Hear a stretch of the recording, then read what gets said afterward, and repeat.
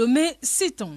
Jadis réduit à quelques quartiers logés le long du golfe de Guinée, Lomé est devenue aujourd'hui une mégalopole de plus d'1 million d'habitants. Cette extension rapide, fruit du développement, a induit l'éclosion de nouveaux types d'habitats, de nouveaux quartiers avec des voies bien tracées, des immeubles aux architectures modernes qui font de Lomé actuellement une ville merveilleuse, la fierté de la capitale togolaise.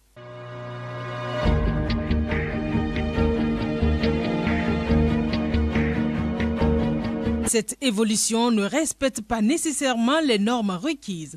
Depuis 30 ans, date du dernier schéma directeur, les périphéries de la capitale se sont développées de manière totalement anarchique. Les habitants, obsédés par la seule idée d'avoir une habitation, poussent les limites de la ville le plus loin possible. Agbata Lanzo, Agodeke, Avepozo, Darakope, Dongbeli, Pogan, Devego, Olibokope et Tamani sont les nouveaux quartiers de Lomé situés sur les rives du fleuve Zior dans ces derniers instants vers l'océan. La prolifération de maisons d'habitation qui ont connu un essor vertigineux depuis la fin des années 90 dans cette zone connaît depuis quelques années un ralentissement et pour cause. Depuis 2007. L'apparition de ces insectes remonte à 2007. Ils sont très petits et pratiquement invisibles. Le temps de voir là où ils piquent, ils s'envolent. Nous avons cherché sans trouver de solution. Selon quelques indiscrétions, ce sont les passages des bœufs dans la zone qui ont amené ces insectes. L'insecte s'est emparé de toute la zone, toute la population, y compris les enfants. Nous avons des plaies. Nous ne savons plus quoi faire. Certains ont carrément abandonné leur maison. Ils ont depuis abandonné leur maison. Khlevi est le nom donné par les populations à cet insecte célèbre par sa taille, toute petite, mais surtout par la violence de sa piqûre. Désormais bien connu dans le milieu où il se répand à un rythme exponentiel, Khlevi fait compagnie avec ses hôtes durant toute la journée et ne les quitte que la nuit pour les laisser dans les bonnes mains de Dame Anophel. Il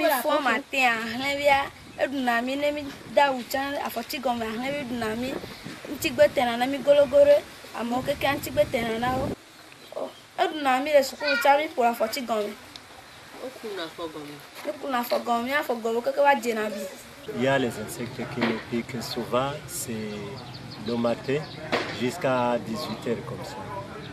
Et si ça te pique, ça c'est beaucoup de sang. La piqûre de Khlevi engendre des douleurs, des démangeaisons et des éruptions cutanées. En l'absence d'antidote pour lutter contre Khlevi, les habitants de ces quartiers sont obligés de se couvrir la journée et de développer des habitudes nouvelles pour se protéger. Nous sommes obligés de porter des manches longues. Tu dois couvrir tes pieds avant de pouvoir rester dehors.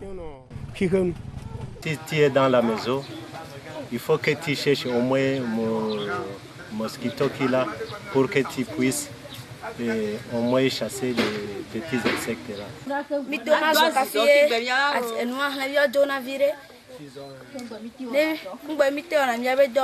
Ce nouveau mode de vie induit des conséquences économiques, sociales et sanitaires chez les riverains du fleuve Zio qui crient à la détresse. Sans mentir, quel travail peux-tu faire facilement dehors? Tu ne peux pas, à moins que tu allumes la nuit. Khlevi nous pique vraiment. Il nous gêne à tel point que les gens qui ont construit, ils ont fui leur maison. Ils sont partis. Les quartiers devraient avoir plus de population. Mais à cause de Khlevi, ils ont déserté les quartiers. En résumé, Khlevi nous cause un grand tort. Si tu es dehors pour faire un travail, tu es obligé de le laisser et t'occuper à chasser Khlevi. Cela nous fait vraiment mal, surtout qu'ils envahissent la zone. Nous n'avons pas la paix. Nous avons perdu nos clients à cause de cela. À cause de Khlevi, le quartier est déserté. Nous supplions notre président de se pencher sur ce problème. Mais les nuisances ne sont pas uniquement d'ordre économique et social. Mon bébé était dans le berceau là. Son frère s'amusait de l'autre côté. Je suis partie pour aller prêter de l'argent à une amie. À mon retour, on m'informe qu'une intercelle de feu que j'ai fait pour chasser Rivi a brûlé le berceau et l'enfant. J'ai perdu mon bébé comme cela. Nous sommes obligés de faire du feu de bois pour avoir la fumée et chasser ainsi Rivi du matin jusqu'au soir. Voyez-vous le feu là? Je ne prépare rien avec. C'est juste pour chasser Rivi. Sans repère et à court d'idées pour faire face à l'ogre qui fait très mal, les habitants se sont confiés tout simplement aux autorités locales qui depuis 2011 font le plaidoyer auprès du ministère de la Santé. En réalité, il fait bon vivre dans ce quartier. Si seulement on peut trouver une solution contre Rivi. L'insecte là n'existait pas dans le quartier. Nous ne savons pas d'où il vient. Le corps de nos enfants est couvert de plaies. Nous n'avons pas la solution. Il s'est multiplié et a rempli le quartier.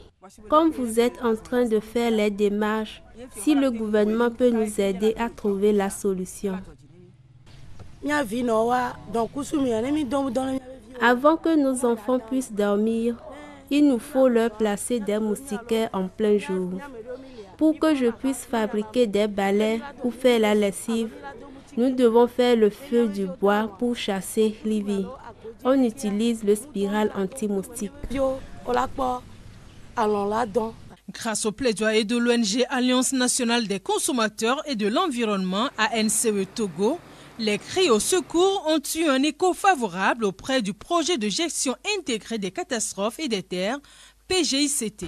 Ce projet, nous l'avons pu identifier grâce aux volontaires que nous avons dépêchés sur le terrain pour sensibiliser les communautés sur l'interdiction de fumer dans les lieux publics. C'est lors de ces séances de sensibilisation que les volontaires ont attiré notre attention sur ce phénomène parce que quand ils étaient arrivés dans la zone, ils étaient surpris de voir des gens habillés en manches longues, des gens allumer des bois en plein jour juste parce qu'ils ont besoin de la fumée pour chasser ces insectes. Donc quand ils ont rapporté l'information, j'ai été dépêché, je suis allé sur le terrain et effectivement j'ai constaté la même chose. Donc c'est ce qui nous a poussé donc, à élaborer le projet et à soumettre au PGICT pour financement.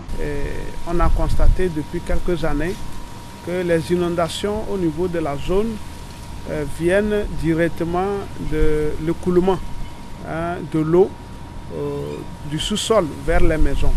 Et donc, nous avons jugé important de faire cette étude-là pour que les spécialistes nous disent quelles sont les causes réelles de cet écoulement. Et donc, c'est au cours de cette étude-là que le diagnostic a été fait par rapport à l'existence de cet insecte. Comme ça fait partie des recommandations, des actions immédiates à réaliser puisque il y a une répercussion directe sur les communautés. Il s'agit ici de détruire à la fois l'insecte, mais en allant aussi voir quel est l'agent, comment l'insecte se développe. Les travaux de recherche confiés aux spécialistes en assainissement ont été fructueux après un mois d'études dans la zone. La petite bête est identifiée. C'est un colicoïde de la classe des Serapogonidae et qui se nourrit de sang mais ne transmet aucune maladie à l'homme. C'est un colicoïde donc de la classe des Serapogonidae. Et donc cet insecte est un insecte hématophage mais qui ne transmet aucune maladie en tant que tel. Mais il commet des nuisances sur la communauté. Le facteur favorisant la multiplication de l'hôte malveillant est sans doute la proximité du fleuve Zio qui offre un cadre permanemment humide avec sa végétation arbustive, dense, l'insalubrité propice à la prolifération de ce genre d'insectes. Les stratégies de lutte sont progressivement mises en place pour éradiquer définitivement cet insecte. Nous avons trouvé des bactéries, bien des espèces qui peuvent détruire ces insectes, donc les gîtes laveurs de ces insectes. Et également aussi nous pouvons utiliser des insecticides pour le traitement. Donc il y a certains insecticides recommandés par l'OMS que nous pourrons utiliser dans la suite du processus pour pouvoir détruire ces insectes dans la zone. Et donc d'une manière globale, il faut le dire que le processus est en cours. Nous sommes en train de faire des essais. Et donc d'ici la fin, nous allons essayer de voir comment nous pouvons accompagner la zone pour la destruction de ces gîtes laveurs. Nous avons eu à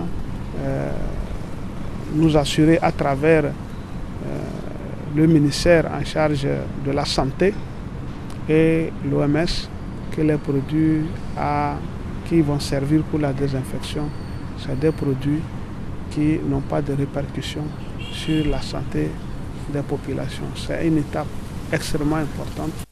À quand la fin de ce mal? Voilà la grande interrogation des populations victimes.